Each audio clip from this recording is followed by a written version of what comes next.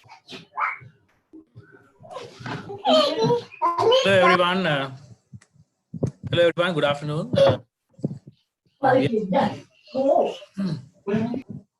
have to request you all to mute your microphone before we start. Yeah, so hi, my name is Shehan Kumar. I am a senior manager from Pearson. I represent the Regional Development Forum of SLASSCOM, the Sri Lanka's main IT body and chamber. So over the past couple of months, the Regional Development Forum has been running a series of technical webinars targeted at IT undergraduates from universities. And this is the fifth in our series. And we are happy to have Priyanka Suduge, Principal Software Engineer of Pearson Lanka, to conduct this session today on natural language processing.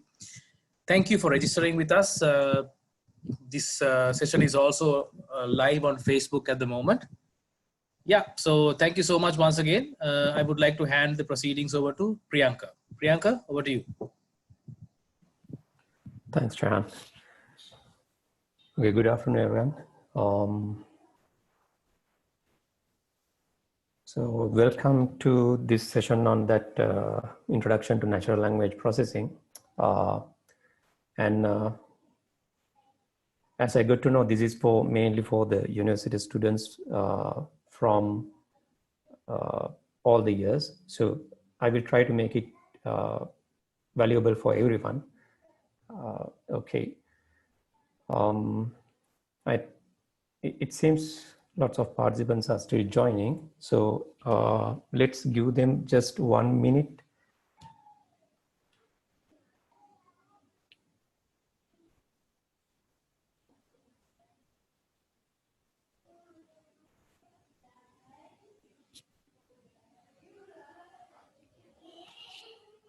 Okay, let's move into the session. Right. Okay, my name is Priyanka Suduge. I work as a principal software engineer at Pearson, and I've been in this industry, software engineering industry, for more than 15 years now. Academically, I have a bachelor's degree in engineering and a master's degree. Actually, both are from the engineering faculty of Morato University. And my background is in different areas, actually, initially on embedded systems, then Linux development, later on mobile, then machine learning.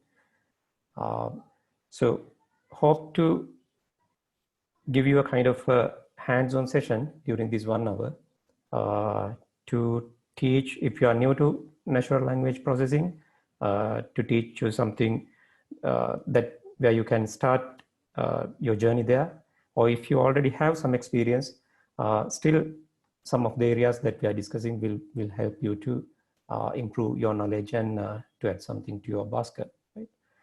Okay, so let's get into the session. Okay, so you know the importance of natural language processing on different domains. You know the applications of it. Lots of things like the automatic replies, question answering, chatbots. And this is something I noticed very recently when this COVID-19 pandemic was there. This was a competition published on Kaggle. If you are not aware, Kaggle, it's a kind of a place that you definitely should go and check for data science and machine learning related things. And this was a competition that they published. So if you look at it, you can see what they really, okay, this competition is to use NLP to answer key questions from the scientific literature. So what they need is to answer some questions using NLP to get understanding as soon as possible. So this is one evidence how important the natural language processing in today's world. Right? Okay, so we'll go into by going into a more detailed things on approaches, how we can do things there. We have different approaches. So some older approaches are rule-based. So we know that languages are based on some grammars, some rules and some exceptions to those rules. And that is one approach that we can use, the rule-based approaches, like the regex and context-free grammar. These kind of couple of things are there. But there's a more advanced approaches using machine learning and deep learning. So machine learning is mainly with using classifiers or different regression approaches. And if you go to deep learning, it's using neural networks, mainly actually recurrent neural networks and convolutional neural networks. So this is an area still things are getting developed every day. And let's check some of the basics of this NLP to get this started, right? So to learn NLP, we have to check some of the basics of it. So machine learning or deep learning is the mechanism that we apply on it. But to get an understanding what we are really looking at, or what the real problem is, we have to understand the language pyramid, the language processing pyramid. So at a very high level, we break it into 4 different levels: morphology, syntax, semantics, and pragmatics. In a simple way, if I explain you, the morphology means how the words are made, the singulars, plurals, or the tense, these kind of things.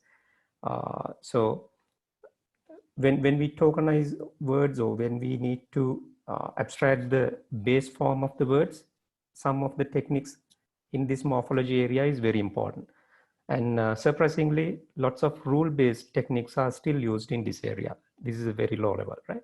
Then we come to the syntax level, where we have this part of speech tagging, right? Then the relationship in between these syntaxes. And another level beyond, we have semantics, the grammar rules, and named entity recognition, these kind of things. And at the very top level is the pragmatics. That means actually understanding the sentences or whatever the content that expressed by text, right? So when it comes to automatic question generation or text summarization, it works at the pragmatic section. So most of the deep learning approaches are really fitting into this area, right? Okay, so the basic concept of understanding natural language processing is tokenization, right? Because when it comes to language, we can understand as human because we learned it for a long time and we are using it throughout our life. But when it comes machines to understand our language, there should be a mechanism. So if we feed sentences directly to a machine, it can't understand anything. So what we need to do is some tokenization, right? So let's, so today's actually session mainly going on using a Google Colab. I think most of you are familiar as university student, I expect. Google Colab, which is a Jupyter Notebook environment hosted at Google Cloud. You simply can open it and use it. So there's no need to configure your environment. Or I think some times ago we used Anaconda or any other configured environments in our local environment or local machine. But Jupyter Notebook is a much easier way to get the things done very easily. There are some limitations, by the way, but to try out the things, I think this is a very good environment, right? So first thing I'm going to do is to show you how to perform the tokenization using some libraries available. For the coding, I'm going to use Python. If you're not familiar, don't worry, because most of the things that we are discussing here will be very basics, right? So I'm going to get a NLTK, get the NLTK toolset. It's the Natural Language Toolkit. And this is a very famous toolkit in Python environment where you can process data, right? And if I need to tokenize something, so let's create some sample text, right? this is a simple sentence, isn't it? Right. So this is my text. So what I'm going to do is to create a tokenizer or initialize the tokenizer from NLTK. So my tokenizer is with the Colab. Actually, you can get these tool tips all the time. So suggestions and all the whatever the information that you need are there. The function descriptions and most of help tools are available there. Right. So I'm going to get the tokenize method and use. Okay, there are lots of tokenizers available, right? So if you look at this, it has a blank line tokenizer, line tokenizer. Lots of tokenizers are there. So I'm going to use initially a tokenizer which is very simple to understand, which is a white space tokenizer, right? So simply initiating it, and I'm going to pass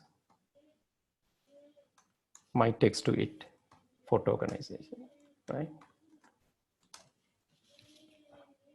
Okay, we get the result.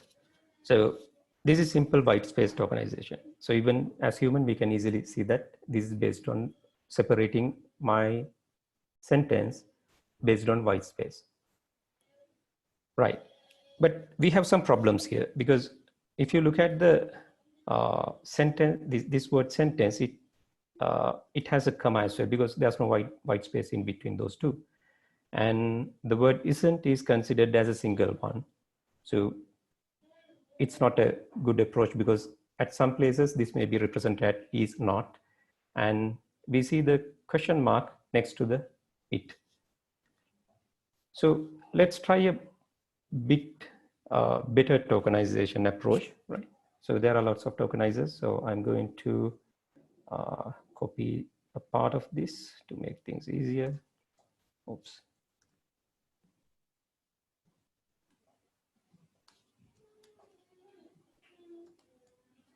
And I'm going to call tree bank tokenizer.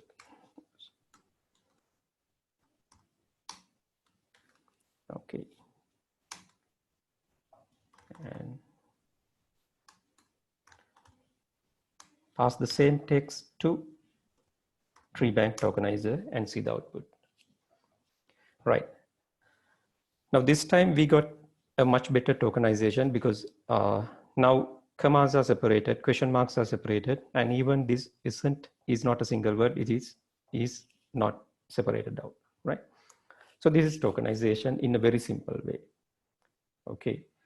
So once we have done tokenization, right? So it is simply separating things into different pieces, because we need to feed this to our machine. The next step is to do a normalization. Because if we consider our language, especially here, I'm focusing only on the English language for this matter. So there are different forms, there are different terms, or for an example, plural, singular, or different tenses, present tense, past tense. So there are a lot of forms where a single word can have.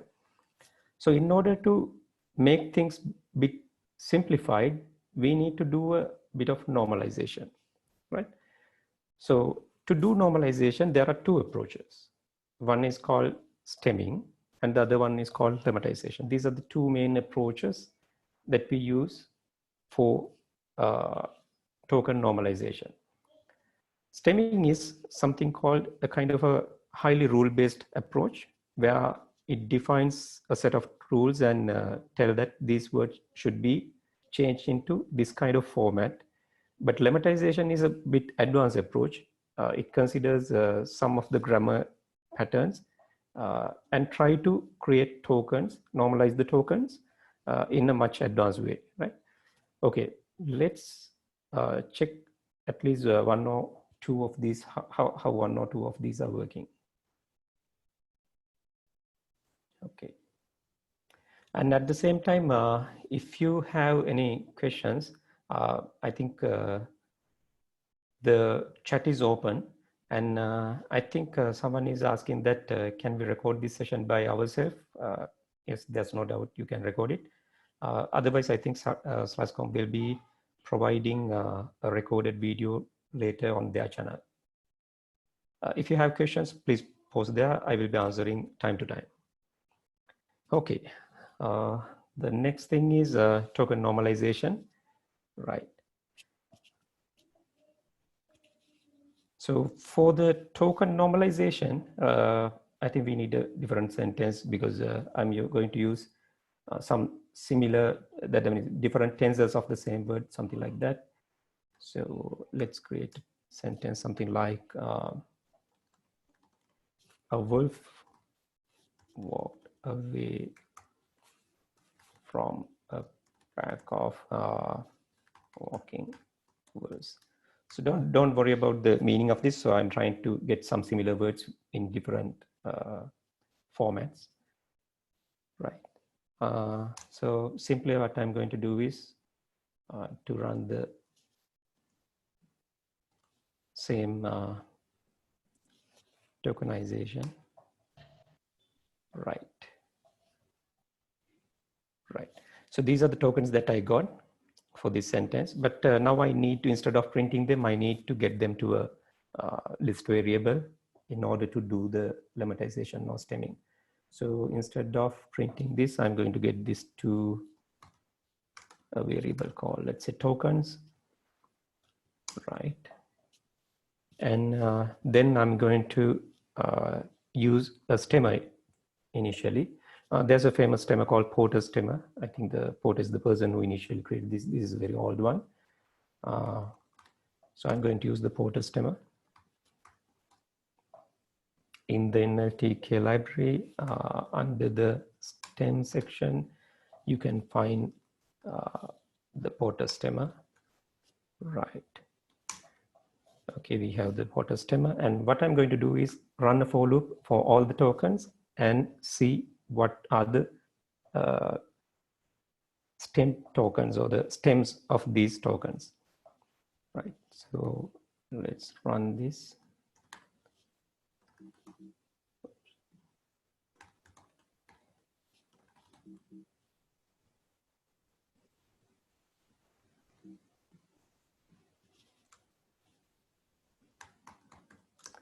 Tokens. I'm going to call the stemmer to stem each of these tokens.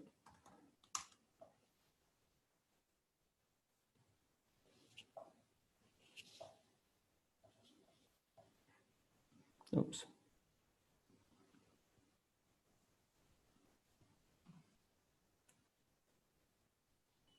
Okay, I have misspelled here. This one as taken, so let's change it. Tokens, and check this out. Okay, we can't see them, so let's print them here. Right, we got a set of stems. So the tokens stemmed using a Porter stemmer. So now you can see the walk. I think, yeah, here we've done is walking. Let's correct this one as well. This should be walking, right? Then I do tokenization again and check this again, right? So the walk and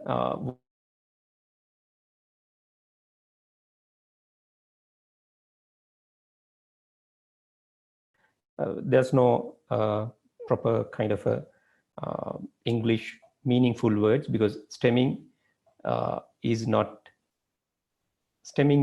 that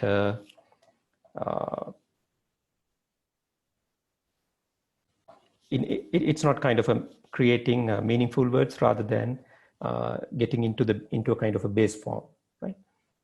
Okay. The next one is we are going to use a lemmatization mechanism, right? So let's create the lemmatizer. Here also I'm going to use one from the NLTK library.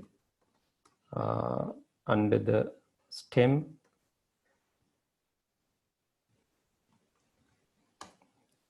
method, we have some lemmatizers, and I'm going to use the WordNet lemmatizer, right? Okay. Right. So I have the WordNet lemmatizer, and the same way, I'm going to use the same set of tokens which I previously created with this one, right? So again, for token in tokens, I'm going to print whatever we get from this lemmatization, right?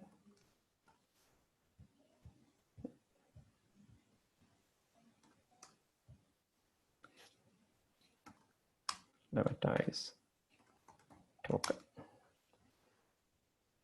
Okay. Right, we have a small error. Okay, we need to get this WordNet. So because we are using the WordNet lemmatization, I think we have to run this before running the lemmatization. Okay, let me run this quickly. Oops, I think I have issue.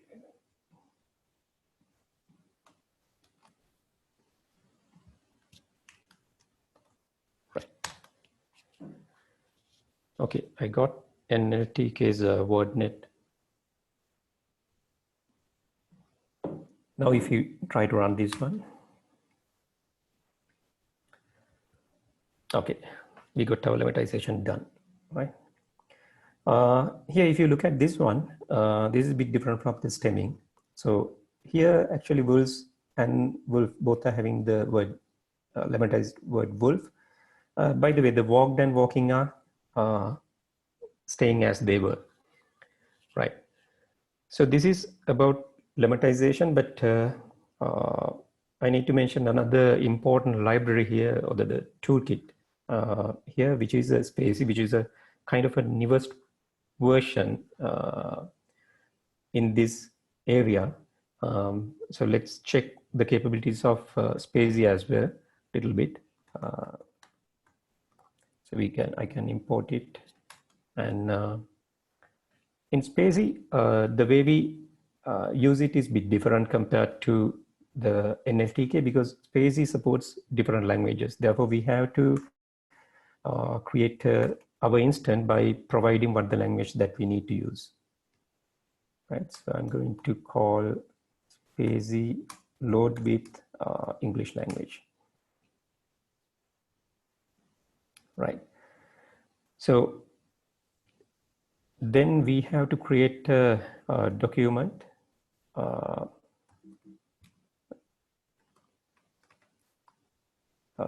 passing our text to our Spacy object, right? So I'm going to pass the same text. Okay.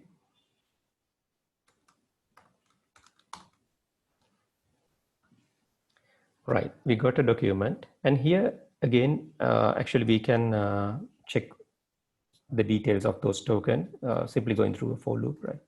So every token in this doc, we can check, okay, print token. Okay, we get the tokens. Now you can see that the tokens are different, but here actually this is not the lemmatization, because to check the lemmatization, we have to get the tokens lemma.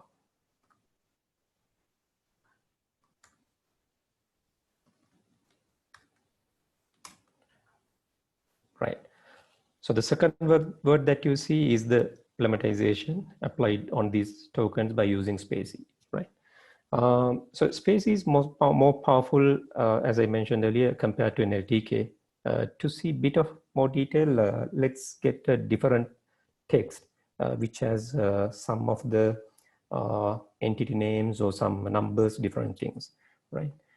So let's get another text with some names. Let's say, okay, Sri Lankan Airlines will lose, let's say, some number, $50 million due to, let's say, COVID-19, right? So we get a new text now, and we pass this to in the same way. We are going to create the another document.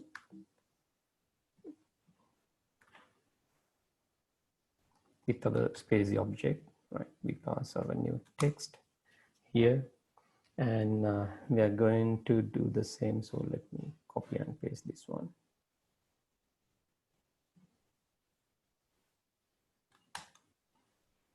Right. So as you can see, okay, instead of lemma, let's see the part of speech. Right? We can see the part of speech. Okay, here we can see that the numbers are recognized separately. So 50 comes under number, $sign as a symbol, or million also considered as a number, like that. And in addition to that, actually here we can visualize things using SPACY in a much better way. For that, it has a library called DisplayZ. So I'm going to use it. So I'm going to import the DisplayZ tool, and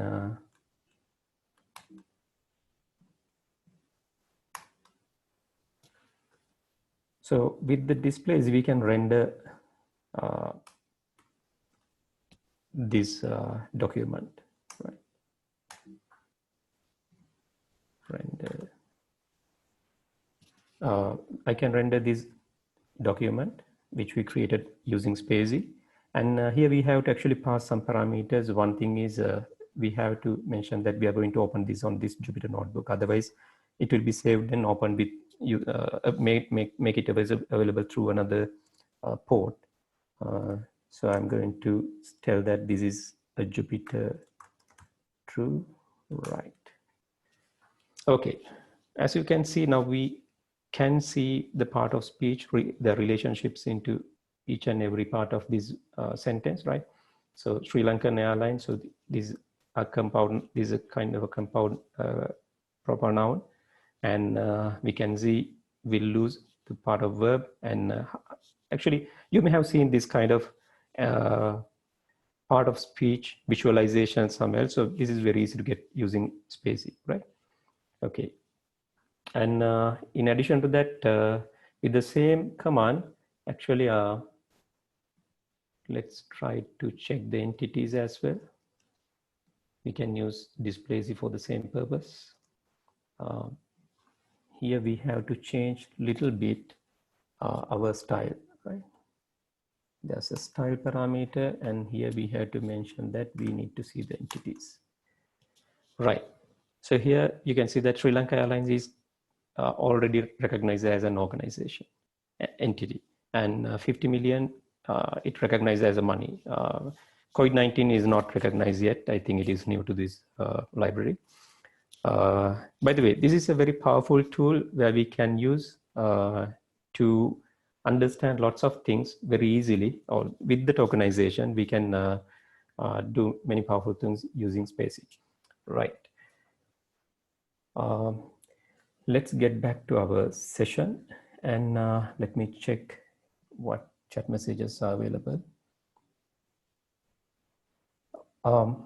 Right. Okay, have another, okay, there are two questions.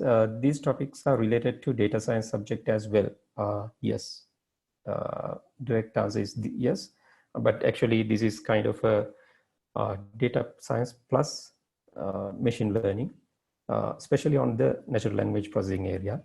And there's another one link asking for the, actually question asking for the link. Actually, I can't share the link, but I think someone who can do that will be doing that. Right, let's go back to the lecture. Okay, the next thing is feature extraction, right? So feature extraction is what we need to do after tokenization. So actually pushing this information to a machine is meaningless because if you don't know how to perform whatever the task that we need, or to train something or to get some insight from those information. So for that, we use a couple of different approaches. So bag of words is one simple approach where, as you can see here, so here are some sample sentences, and you can see that the words are taken as different columns, and we are just marking whether the word was there or not, right? So it is simply 1 or 0. So this is kind of we call this text vectorization. Simply we are creating a vector using the text we have, so we can feed it to the machine, right? And we can improve this little bit by considering n-grams. N-grams means actually the combination of words, nearby words. So here we call these 1 gram, 2 gram, 3 gram, like that. So that's why the word comes as n-grams. So if we take the good movie as a combined thing, this is a 2 gram actually. So if we can see good movie at the same place, we can mark it as 1, otherwise 0, like that, right?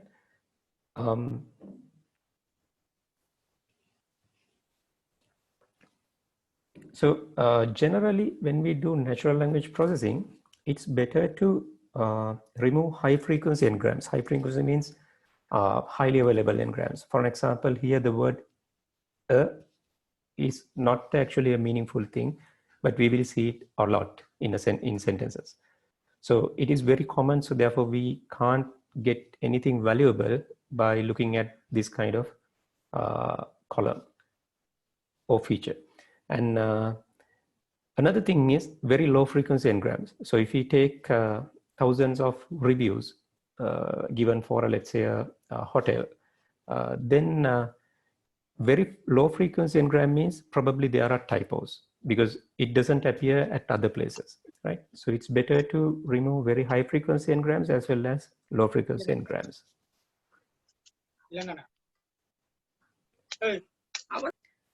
Okay, then I go to bit of mathematics, but I'm not going to go into very detail to tell you something bit meaningful or the very important in this NLP domain, which is the term frequency, inverse document frequency.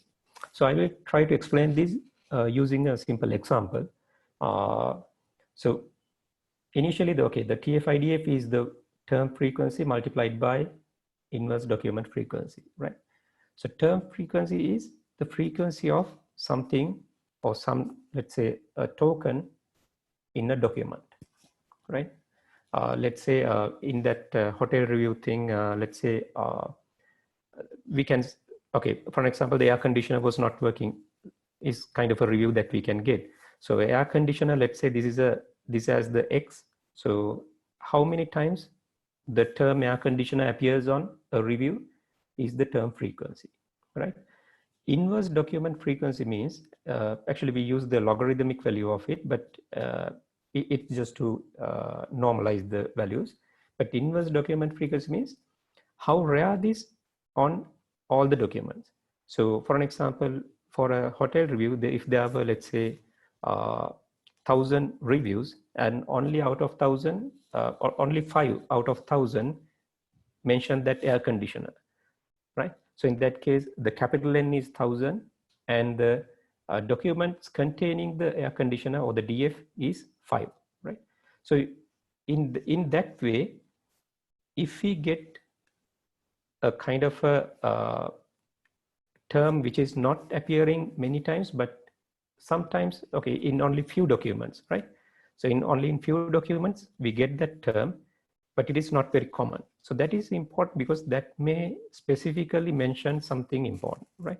So only few people out of thousands may have mentioned that the air conditioner is not working, and that may be on a 1 or 2 specific rooms. Therefore, for the management, it's very important to figure out the problem. Therefore, getting that inverse document frequency is important, right?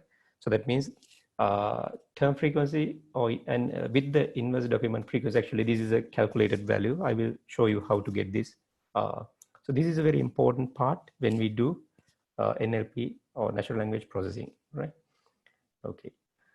So let's see how we can get the NLP. So by looking at the equation, you would wonder that, okay, this is a really difficult part. Okay, let's see how we can get it, right? So I'm going to use the same couple of sample sentences we used there, right? So I'm going to create a text array. We have had few things like good movie, then we had not a good movie,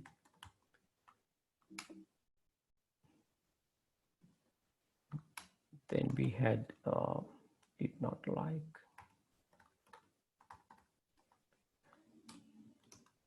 like it, and the final one was good one, right? We have set of text now, and to use TF-IDF or term frequency inverse document frequency, we're going to use scikit-learn, right? So from scikit-learn, so if anyone is having at least a bit of machine learning experience with supervised learning, probably you have used scikit-learn. There in the feature extraction, we can use for text features, there we have TF-IDF vectorizer. So we are going to import TF-IDF vectorizer, this one, right? Okay. So simply we are going to initiate it into a variable, right? Vectorizer.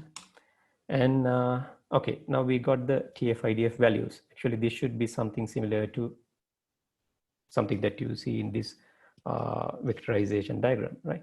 So in order to display that, I'm going to use pandas. Pandas is to be used for, especially for table kind of data representation.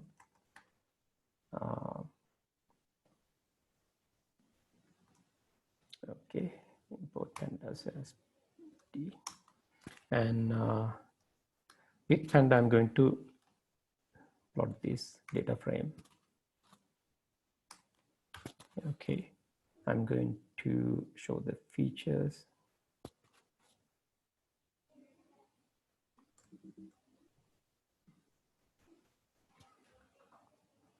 Okay, before that, actually, I need to do the, right. I actually didn't run the TF-IDF yet, so I need to run it first to get the features. Let's say I'm going to get the features by calling TF-IDF's fit transform. Right. So text is my list, and I'm parsing it to get the features, right? So now I'm going to show the features using pandas. Okay, we can call the data frame and pass the features.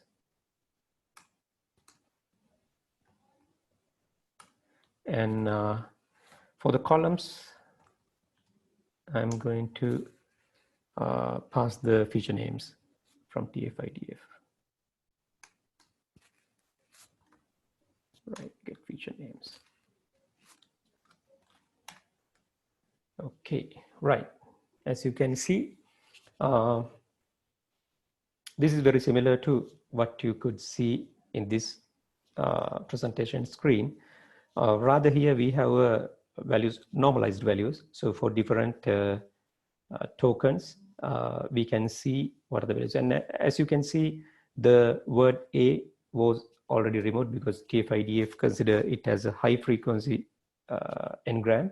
Therefore, probably it has been removed. In addition that, we can try out actually 2 grams as well. So when we initialize our tokenizer, we can tell we need 2 grams rather than 1 gram. So there's a parameter for n-gram range. We can tell we need 1 to 2 range. And with that, we get the feature set and display it with pandas. Now we can see the 2 grams as well, right? Okay. Let me check the chat messages again. Okay, there's a question. what is natural language processing good for? Many areas, as I earlier mentioned in the lecture or the session, areas like anything related to language processing is needed. For an example, to get summarize some information, text or news. If you use Google, Gmail, or if you use any messengers, probably you have already experienced automatic message replies and language translation, translating from one language to another, and then we have chatbots answering automatically without real people on different specific matters. So these are some use cases, and there's a lot actually. If you go and check the industry, there are a lot of usages of natural language processing. Right. Okay. Right. We come to a little more interesting area where we can use these things into classification. So classification is a thing that we can group. For an example, out of a set of reviews, if we can group them into good reviews, bad reviews, or into few different clusters. So this is something like classification.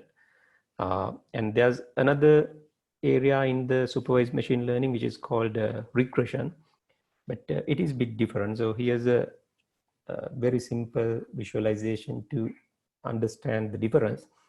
In regression, what we do is we are looking for a continuous output. That means, for an example, the price of something, maybe let's say price of smartphones may vary with there may be, let's say, maybe the CPU power or the display size, things like that. So there we are trying to resolve that kind of problem as a regression problem, because there's no specific slots that we can fit into, because the phone's price may vary from 10,000 rupees to maybe 200,000 rupees. So therefore, we are trying to find a suitable place in that range for whatever the device with its capabilities. But on the other side, classification is trying to find where the baskets are, or what are the baskets that something would fit into. So for an example, if we take reviews, we can say this is a good review or bad review, something like that. Okay, right. So here what we are going to do is to train a simple machine learning algorithm and try to use it to detect whether some movie reviews are positive or negative, right? So this is the high-level approach where we have text information, we will be extracting features, and those features we are going to push into a machine learning algorithm with text. Text means we mark whether these are positives and negatives. And it will generate as a classifier model. Once we got the model, then we are going to use it for prediction, right? That means for unknown data, we are going to check whether that is a positive or negative based on the learning our classifier model has, right? Okay, let's go into our code again. And for this purpose, I'm going to use a data set, very famous data set in this NLP domain called IMDb reviews. Probably you may have, I think most of you have referred IMDb for any movie reviews. And as I remember, it's from the Stanford University who created the set of data around 50,000, 25,000 positive and 25,000 negative, very unbiased data set, which we can use for natural language processing. So I have uploaded that file into my Google Drive. So I'm going to read from it directly, right? Right. I'm going to get it to a data frame of Panda data frames, right? It's a CSV file. So here I'm going to get exact path. Let me get the exact path.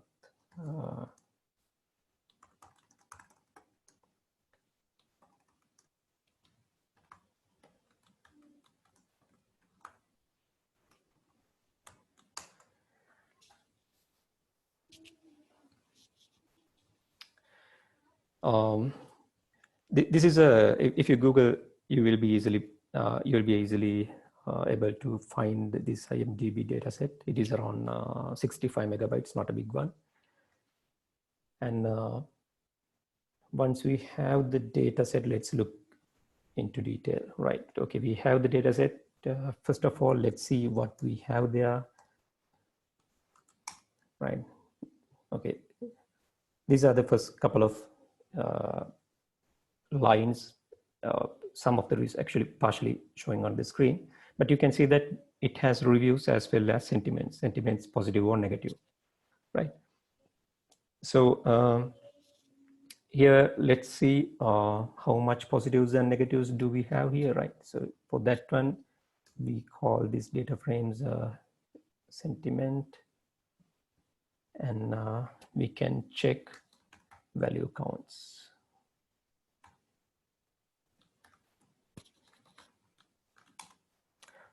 Right. So you can see that there are 25,000 positives and 25,000 negatives, right? So now we are going to use this for our machine learning model, right? So in machine learning, we have to have a training data set as well as test data set. But before that, I'm going to separate this into two pieces where we need the reviews separately and sentiment separately, right? So I'm going to call them as X and Y. That's the standard terminology that we use in machine learning, our input and output, right? So X is going to be my output. It is from the data frame, I'm going to get the review. And for my output, I'm going to get the sentiment, right? Okay.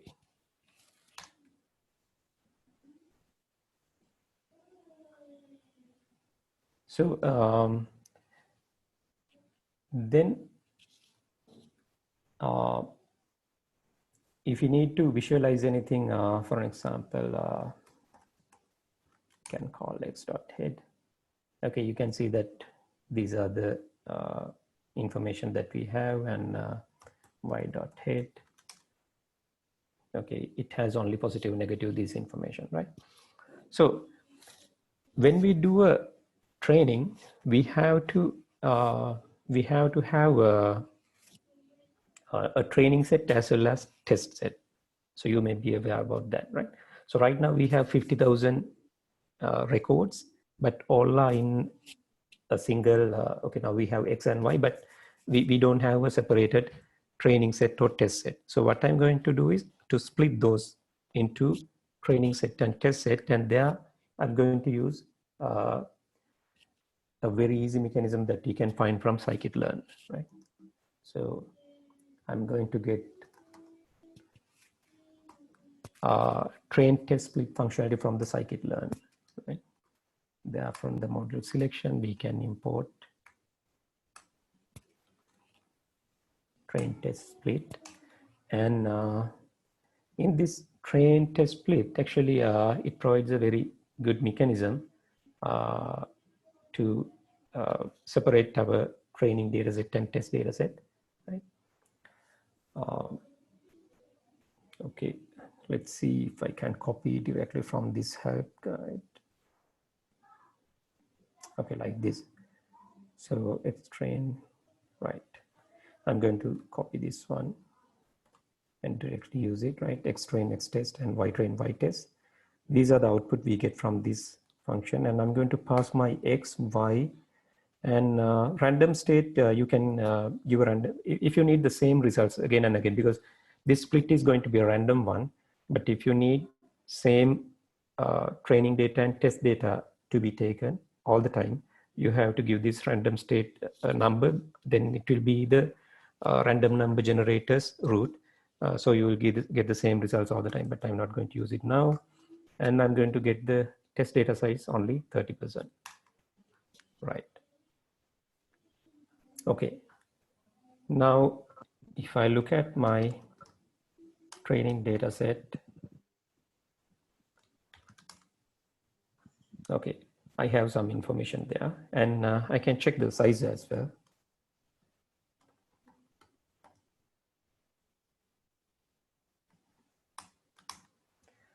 So it's only 35,000. That means only 70% of what we had originally, right? Okay. So now I'm going to use a pipeline. Actually, a pipeline is a mechanism that we put different actions together and run simultaneously, right? So here, what I have two things to do. One thing is I have to do the TF-IDF vectorization. Then I'm going to use a machine learning model called linear support vector classifier, right? So first of all, let's get these two things, right? From the scikit-learn, I'm going to get import the linear support vector classifier, as well as I need a pipeline.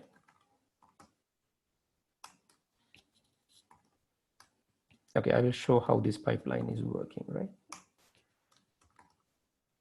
Right, I get these two things. So linear vector support vector classifier is my machine learning algorithm. Pipeline is a tool that I'm going to use, right? Okay, so I'm going to build my classifier. Let's say this is the text classifier, and I'm going to create a pipeline. And within the pipeline, I need two things. One thing is TF-IDF vectorization, right? So for the TF-IDF, let's say I'm going to use TF-IDF vectorizer. And for classification, I'm going to use linear support vector classifier. Right. Okay, that's it. I created my pipeline. And now I'm going to put my training data into the classifier so it will fit into my model, right? So I'm going to call the text classifiers fit method, and I'm going to pass my training data xtrain and ytrain. Okay, that's it. So this step will take a couple of seconds because this is the place where it generates the machine learning model. Okay, it ran pretty fast. So you can see some parameters. Actually, we didn't put any, we didn't change any parameter, but you can see that the n-gram range is only taken 1 gram. And in the linear classifier, it has a maximum iteration of 1,000 times, but I don't think it has gone to that level. So here with this, we get our classifier, our model trained. And once we have it, we can go and do the predictions, right? So I'm going to get the prediction. Say predictions is from my text classifier. Simply, I'm going to call the predict method, passing my test data set, right?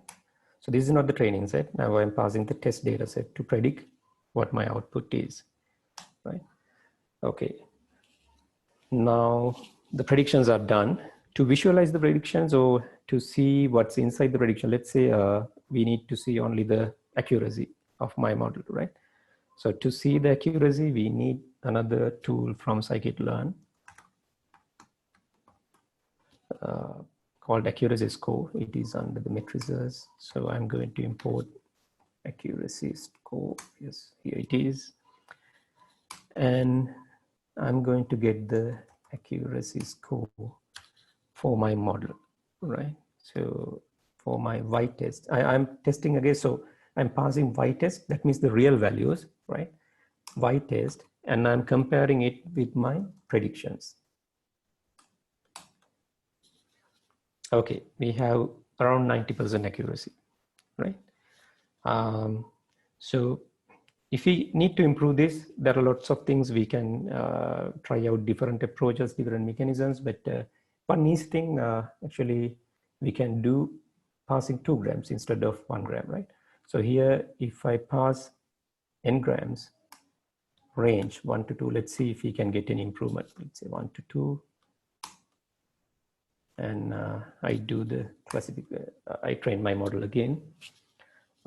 Let's wait a few seconds until we get it. Let me check the chat until that.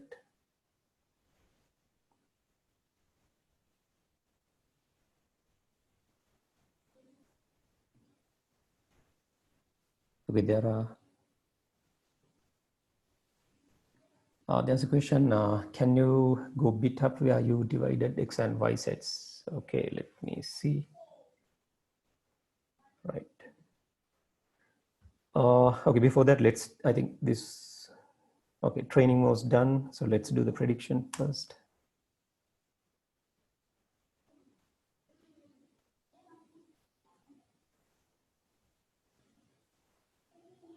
Right, then let's see whether our accuracy has improved. Okay, it's a little better. Now it is around 91.5%. So around 1.55% improvement just by using 2 grams instead of 1 gram. Right? So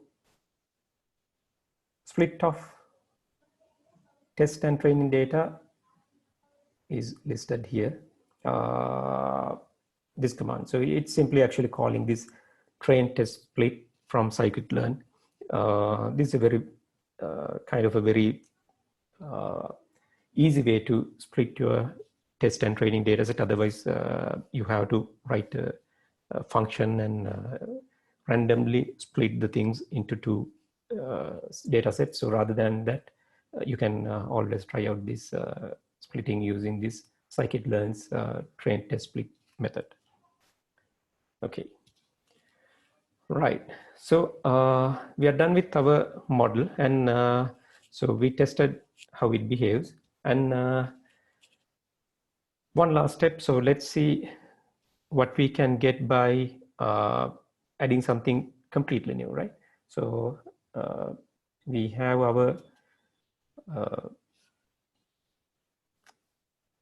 analyzer, right?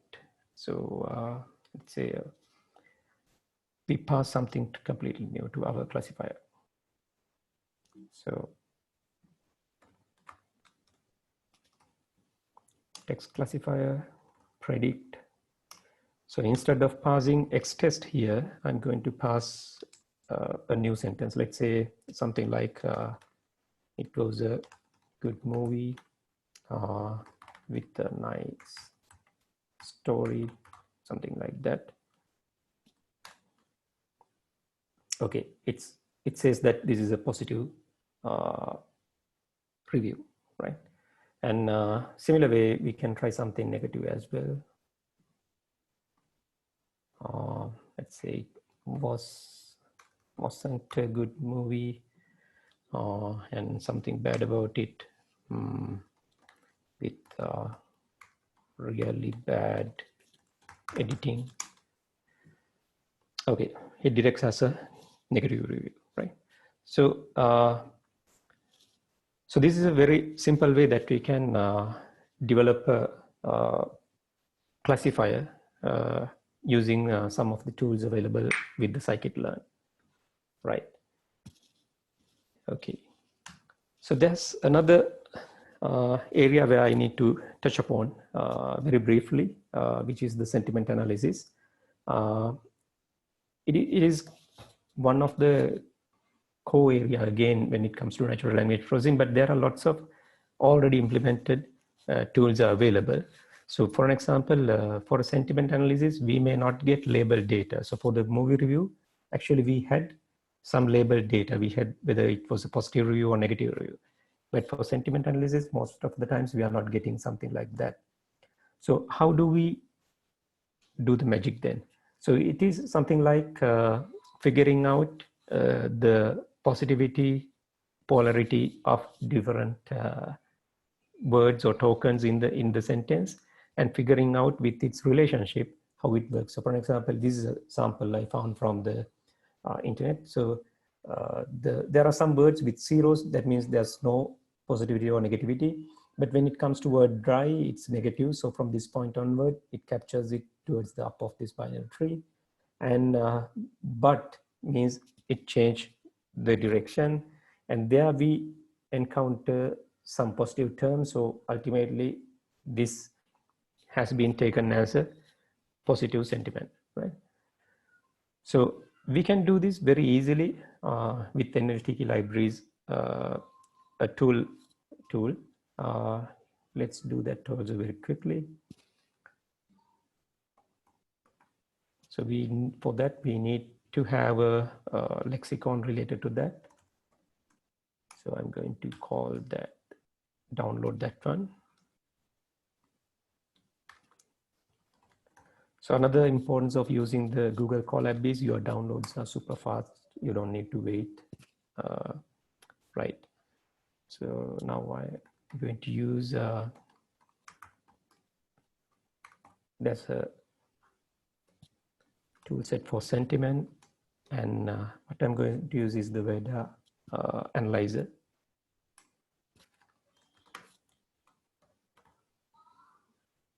Right. And my analyzer, I'm going to initialize it.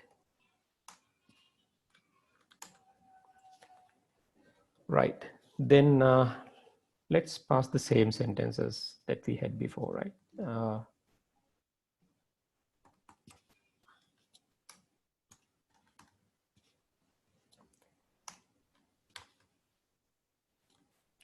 So here I'm going to pass the same sentence that I wrote here.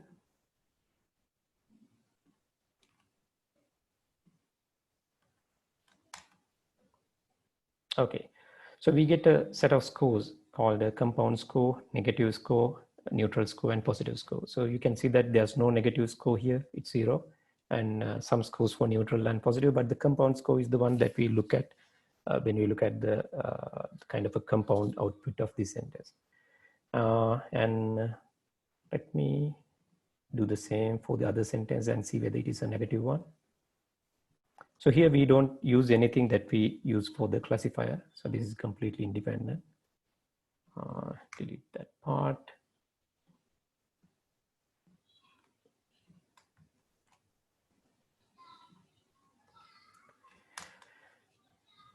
Okay, now we have negative compound score. That means this has a negative sentiment, right? Okay, so that's about sentiment analysis, and that's pretty much what I actually planned for the main area of this, which is using the traditional machine learning approaches. But before going into any Q&A, let me mention about the deep learning as well a little bit. I'm not going to do any practical examples here, but deep learning most of the times outperform traditional machine learning because in one way we have reached to the kind of a maximum limit where we can use traditional machine learning approaches to resolve our problems, but still classical machine learning approaches are worth on some areas, right? So for an example, if you have a lesser number of data, most probably your classical machine learning approaches like the support vector classifier or the naive-based approach may give higher performance. If you need to use deep learning, in one way, computing power you need little more, but that is available these days. Most importantly, you need more data. So that's the main differentiator, whether if you need to pick whether you are going with deep learning or traditional machine learning approaches in an NLP problem, right? Okay.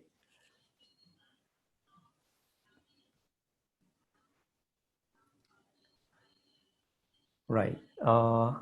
Okay, there's a question related to word embedding to explain a little more, but I think with the limited time, we'll not get into that area. Word embedding is a completely different area in the NLP. And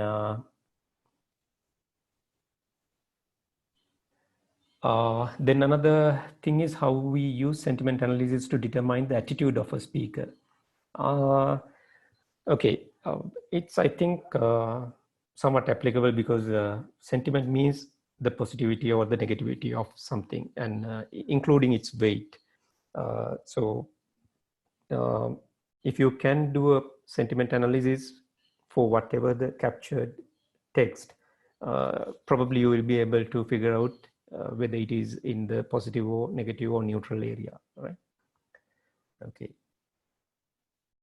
Not sure if I have missed some questions, but for the deep learning, actually, I don't have any anything to do on hands-on, but I have a notebook. If anyone interested, I can very quickly show how this the same classification works on the deep learning, but it really depends on whether we have time. For that, I think I need an answer from SLASSCOM team. Priyanka, you can, you can manage your time, and it's okay. If you want to present it, you can do it. Yeah. Okay, right. Please post your questions.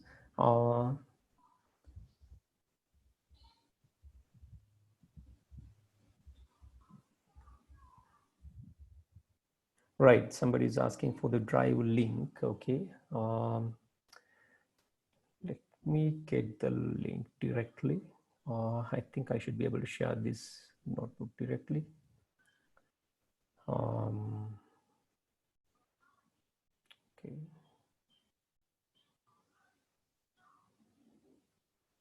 Okay, I think I need to change the permission. Okay, anyone with the link can view. I'm copying the link. And the link is on your chat. Right.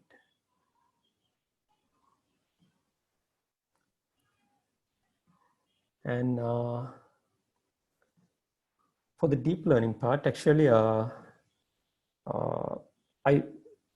added these things in advance because I'm not going to go into detail, because deep learning is a completely different area. If you don't have a bit of understanding how we need to configure things, it will be very hard to understand. And we use lots of libraries and tools there. So let me walk you through this quickly. So I'm going to use Keras, which is a very famous toolset available for deep learning. And actually behind the scene, it uses TensorFlow. Pandas I'm going to use for some, actually to work with this data set. And here I'm actually using the same data set that I showed you in the classification problem. And I'm getting it to the Pandas data frame like we did before. And let's see whether we have real data. Yes, we have. And here I'm going to do a little modification, because instead of positive and negative, I need to have ones and zeros for this deep learning training. So therefore I'm going to change that. And now you can see that my sentiments are ones and zeros, not the positives, negatives. I changed that, right? And here also I'm going to use the same train test split mechanism. If somebody, I think, mentioned that in the question in the chat. So if you're interested, okay, this is the mechanism. Simply you get this train test split tool from scikit-learn, and you define what's coming into your input and output. So for this one, you see that my review and sentiment. Reviews are going to be my X, sentiment is going to be my Y, right? I split into those two, and I pass those X and Y again with 30% test data set, 70% training data set. I generate my data set. Next couple of steps are actually related to deep learning. So I will not go into very detail. So I'm just configuring some of the pieces of it, right?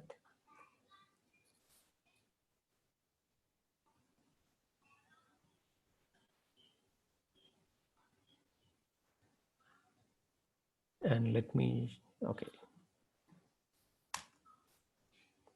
So training data set. And there are some model configurations. I use activation mechanisms, ReLU, and for some layers, and for some layers sigmoid. So these things are more towards the neural networks area. And all right, I have my model configured. Now I'm going to train it with, let's use only 2 epochs rather than going with, because this may take a couple of minutes. Okay, until it gets trained. Okay, it's running, and you can see that the accuracy is getting little by little improving, right? So on the chat, let's see what we have.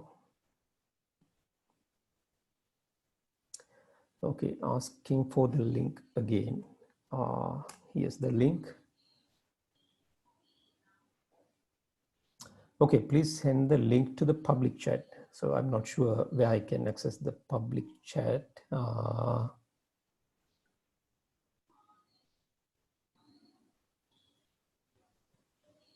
Okay, I think it is under everyone. Okay, let me share it.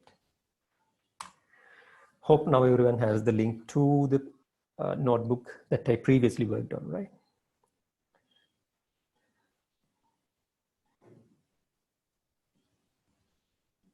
Okay, I think I mistakenly shared it only with one person before, but now it's shared with everyone. And okay. Okay, I think you better stop thanking me because I can't see the other questions in the chat.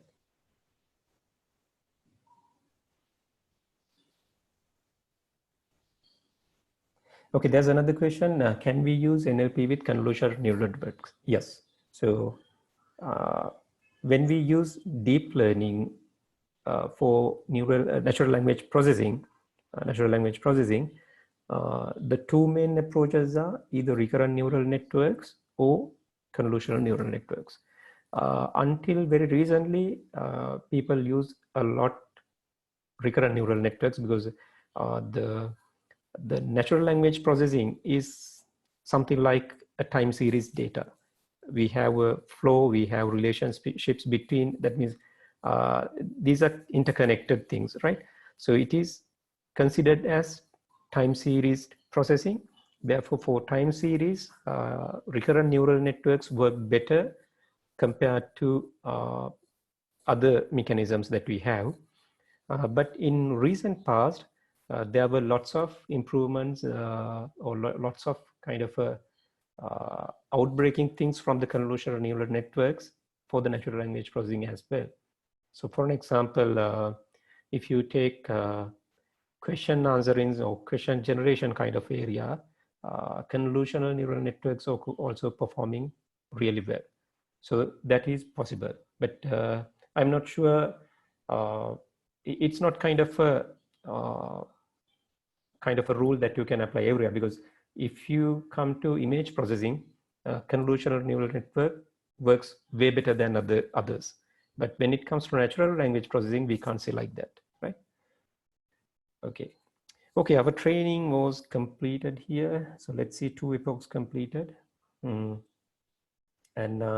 we have roughly around 90% accuracy. And let's pass our test data and see how this prediction works, right?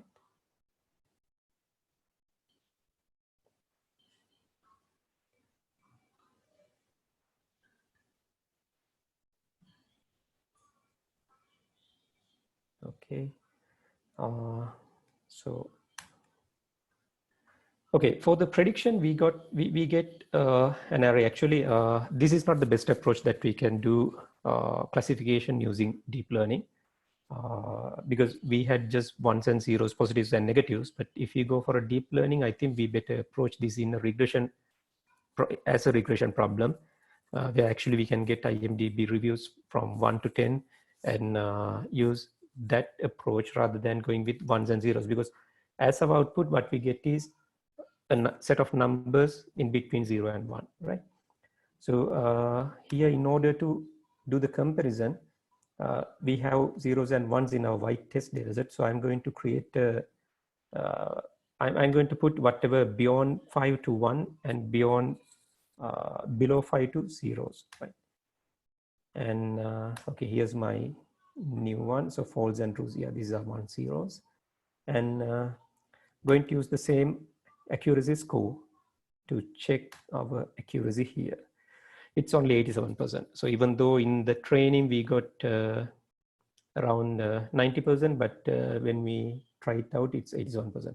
So this is mainly because I would say we didn't do much optimizations here. That's one reason. And another main reason is we use only a small number of data, and our epochs are only 2. So people who are experienced with deep learning know that 2 epochs are not sufficient to get a solid model out using the mechanism that we tried out, right? Okay. So that's all from the deep learning side as well. So I think that concludes our session. Let me check if there are any questions further.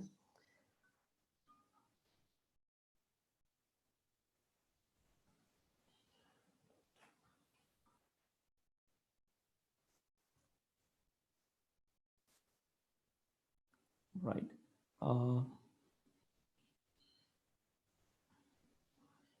Okay, then there's a question. Could you please explain a bit again on classification with unlabeled data set? Okay, actually classification is not possible with unlabeled data set. What we can do is clustering there. Actually, if we don't have labeled data set, we can't use this supervised learning approach. So there we can use the unsupervised learning approach called clustering. And this is actually, if you are familiar with Google News, if you go to Google News, your news feed is clustered into different segments, right? And under different topics, that means, for example, if there's a news related to, let's say, related to IBM, some incident, relevant, all the other news are coming into that same area or under that topic. So that's how they do clustering. So this is not labeled data, so they don't have any labels, but this is the approach that they use using the clustering mechanisms to group unlabeled text information, right?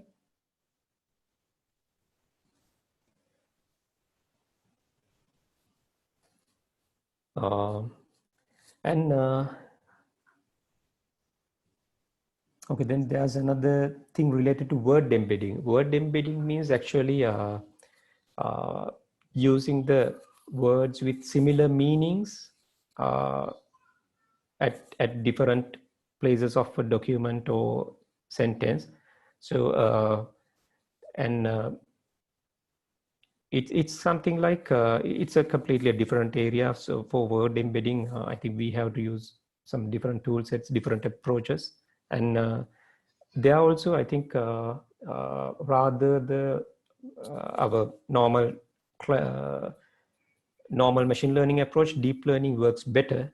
But again, there you need to check what's your real problem and see whether you have sufficient data to get something working with deep learning. Right. Okay. So as we are, I think, almost 20 minutes over the time given for us, and I think it's better to conclude the session. Over to you from the SLASSCOM. Yeah. Hi, Priyanka. Thank you so much for the wonderful session and your time and sharing your knowledge with us. So hope everyone enjoyed it.